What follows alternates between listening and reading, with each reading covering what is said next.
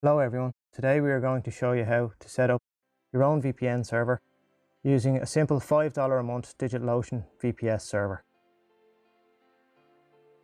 This tutorial is broken into 4 sections: the virtual VPS server setup on DigitalOcean, the WireGuard server installation and configuration, the client creation and setup for Windows, Android and Linux, Ubuntu specifically in this demonstration, and a small section on securing your VPS with the DigitalOcean built-in firewall at the end. The instructions provided will work equally well with any other VPS provider as well, and any version of Ubuntu or most common versions of Linux. So let's go ahead and get started. Once logged in, click on Droplets on the left-hand side and create droplet. Under Choose an image, select Ubuntu 18 or later and Basic as the machine type. Then scroll across to the left and pick the $5 a month option. Then pick a location for your VPS. I'm selecting Amsterdam here, but you can pick whatever suits you, ideally located in your own country. We are going to use a password to secure our SSH access. Ideally, you should use a cert to secure your VPS in production, but as this is a demo and we will be deleting the droplet afterwards, it's fine for test purposes. We are going to choose a host name and click Create Droplet.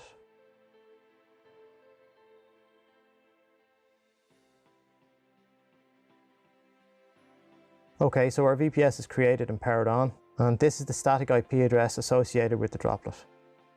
We're going to use this IP address to SSH into the droplet in the next section. Double click PuTTY here and connect to our server.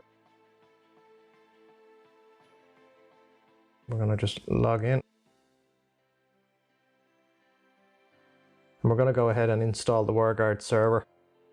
The links for all the scripts used in this tutorial are in the description below. Okay, so we've just used curl to grab the WireGuard install script.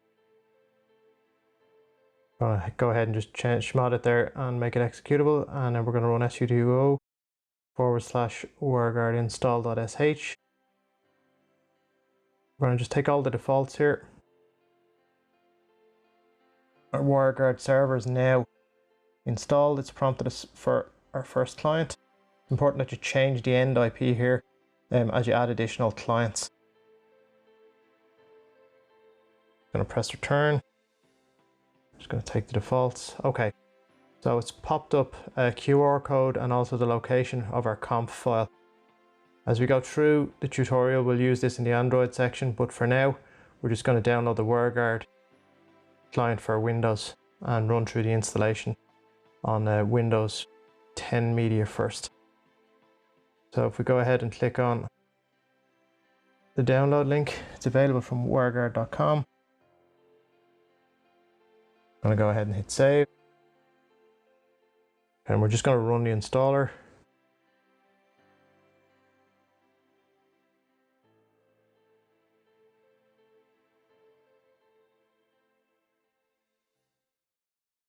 And then once that's installed, we're going to grab our config file off the server using WinSCP. That's asking us to import the config file here, so we'll go and get that. Okay, we'll just double click WinSCP, click to connect to our server, pop in our username and our password. Okay, so let's go to just our root folder this time. This is where the config file for the WireGuard clients were saved. Okay, so you can see 2 of them there. Let's just click the first one and we'll drag it over onto our desktop. Close our WinSCP. And down the bottom, let's just bring up our WireGuard interface again and click Import from File. And there's our config file and click OK. Okay, click Activate. It says it's being activated. So let's see if that's the case. Let's open our Brave browser again and we'll see what IP address we get. Okay, so again, you can see it's given us our IP of our VPS server in Amsterdam under Digital Ocean again.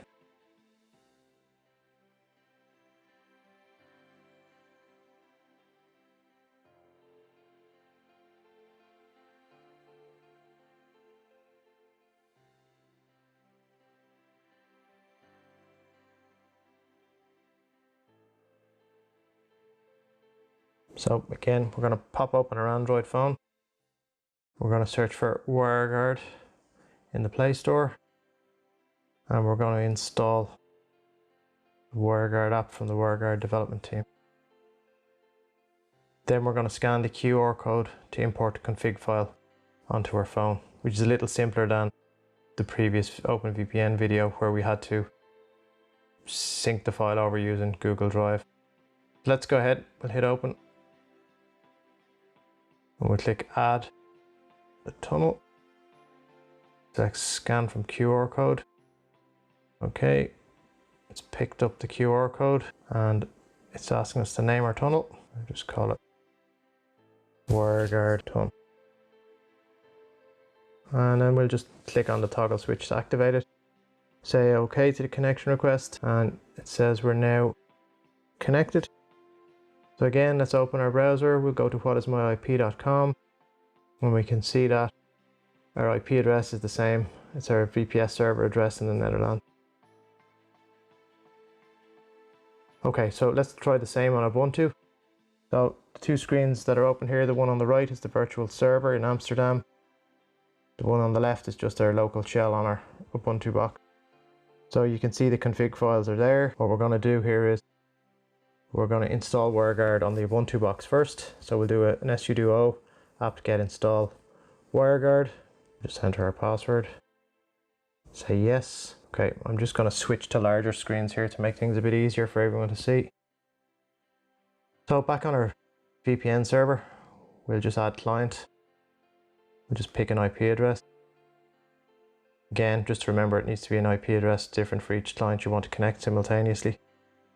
It's told us here that our config file is available. So what we're going to do is we're just going to simply open this and copy and paste the contents into a local WireGuard conf file. Grab the contents of that file. Okay, so our interface, our peer, public, private keys and endpoints are all specified here.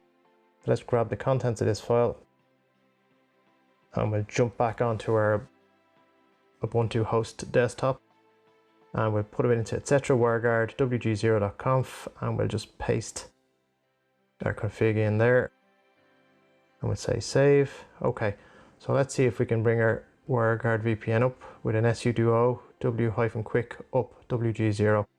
Okay, so it's missing the resolve conf.package, so let's install that with a sudo apt-get install open resolve. It just takes a few moments to complete. Okay, so we're done. Let's just try now again. Okay, so just an ifconfig, we can see we have a wg0, and let's just try and ping our WireGuard gateway, which is 10.66.66.1. We can see we get a reply. So our traffic should now be routed through our VPS box again in the Netherlands, and if we open whatismyip.com, we can see that we're getting that address, and that's it. In this demonstration, we've again just briefly showed you how to configure WireGuard for Windows, Android, and Ubuntu. Okay, so we're going to move on to the firewall section now, and as you can see, we're back in the Digital Ocean control panel. This is our VPN server, and we're going to go over onto the left hand side here, click on networking, click on firewall, and create firewall. This firewall is a virtual firewall. It'll sit in front of our VPS. So we'll give it a name. Okay, so SSH only is allowed in by default. We could further restrict this via IP if we wished, or use cert-based access. I'm going to add one more custom port, UDP 49900, which is our port our WireGuard server runs on. And then we don't need to touch our outbound rules. We're not looking to restrict outbound traffic from the box. We're going to type in our droplet name to apply it to our droplet and click create firewall. And that's it. The firewall is now created. If we click back on our newly created firewall name,